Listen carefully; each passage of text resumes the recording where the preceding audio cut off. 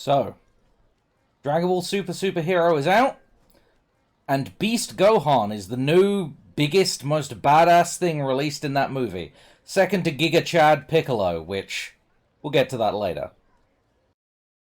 So, for the look, you're going to want the demon clothes for Piccolo for the upper body and feet.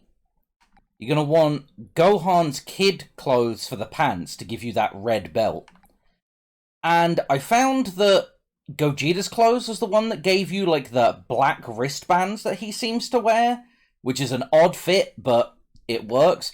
And Fusumasu's wig is going to give you the hair. I believe Fusumasu's wig is the hardest of these pieces to get, and I think that can be earned from Crystal Raid battles, but it is a random chance, and I got it years ago, so I'm not entirely sure on that information.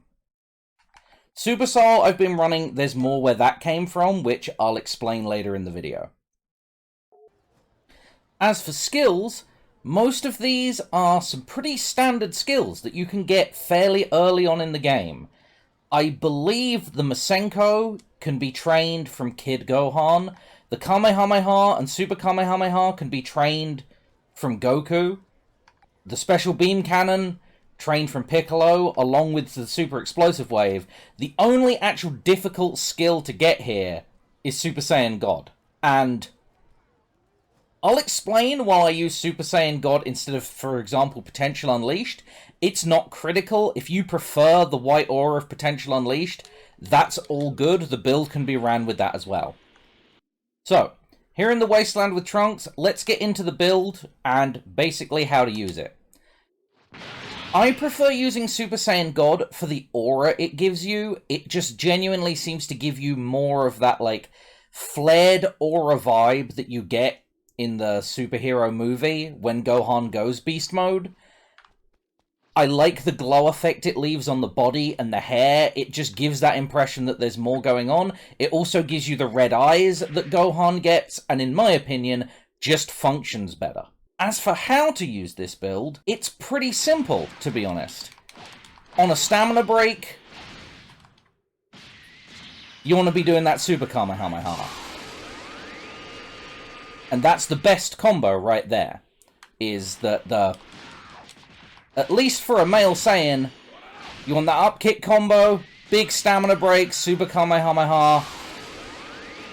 That is the most amount of energy. I'm running Divinity Unleashed just for extra ki recovery, but any charge would work here. Burst charge would also work great. Charged ki wave I like because I run particularly difficult missions and getting my stamina back is important, but again, if you want to slot in a different move because you're not going to use that one, that's more than fine.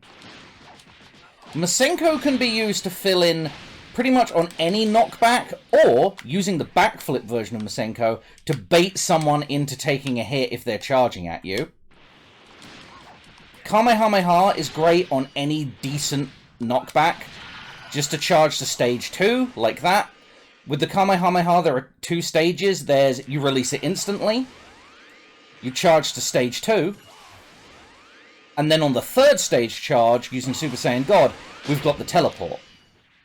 So, we'll generally use the teleporting version. For example, if I've stamina broke Trunks, done a Super Kamehameha, and he's not quite finished off, I can go into that 3rd stage teleport, and usually blast him before he's fully recovered, with a nice big bit of extra damage using that 3rd stage charge Kamehameha. Masenko isn't nearly as much damage as the Kamehameha even charged to 2nd stage, but it is very fast activating and does have that extra, like, backflip element to it. So it can be used to dodge out of the way of a few select certain things for just a little bit of extra damage. And then there's the Special Beam Cannon, which I prefer to use. There's just about to be a cutscene or they're charging at me. So I'll demonstrate this in the related video in the mission, but there are some times, especially with the AI, where they're charging at you, they're doing a boost dash towards you, but they're not doing the one where they're circled around behind you, because they haven't flared their aura that 2nd time. Where if you just go into something that deals all of its damage in one hit like a special beam cannon. You can get them straight through the chest, deal a nice chunk of damage, and then just move on to attacking them again normally. Baiting the AI like that is risky, but can oftentimes work. Whereas with a Super Kamehameha in the same scenario, might work, but doesn't deal all of its damage in one hit. Which means if the AI or a player is smart enough, they can activate their evasive after the first couple of hits of the Super Kamehameha and avoid it. Whereas with the Special Beam Cannon, that's not possible for them. The cannon deals all of its damage on the first initial hit.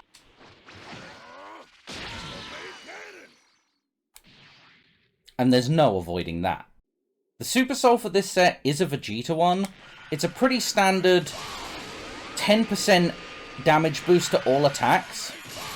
But the main part of the Super Soul is that you've got a 20% chance on activating any skill that you will simply refund the key cost of that skill. The Super Soul says that it will refund all key costs, but that's not actually the way it works. It only seems to refund the key cost for that skill. And sometimes it seems to malfunction and only refund partially. But not spending any key on an entire ultimate is sometimes very crucial. If you're in the thick of a fight, not having to rebuild the key to do another ultimate attack can really get you the edge. That said, this build would still work with a Super Soul as simple as the ultimate power is mine, which is a very early game Super Soul that I believe is from Piccolo, or from PQ63, I think, before creation becomes destruction, gives you a nice 20% boost to all Ki Blast attacks, which would round out Super Saiyan God, giving you a large boost to your melee and a decent boost to your Ki Blast, making the build fairly rounded overall. One of my favorite things about this build is it seems to be comprised primarily of easy-to-access skills, meaning that almost anyone can run it. Really, the only difficulty is attaining Super Saiyan God. And if anyone needs a guide as to how to attain Super Saiyan God, I will have a video of mine linked in the description. If you want to see how this build performs in a mission, there'll be a video on the screen showing me completing PQ122, the final battle before the final battle, which I consider to be the hardest PQ in the game, solo, with no healing items, using this build. Thank you for watching, everyone, and have fun running Beast Gohan!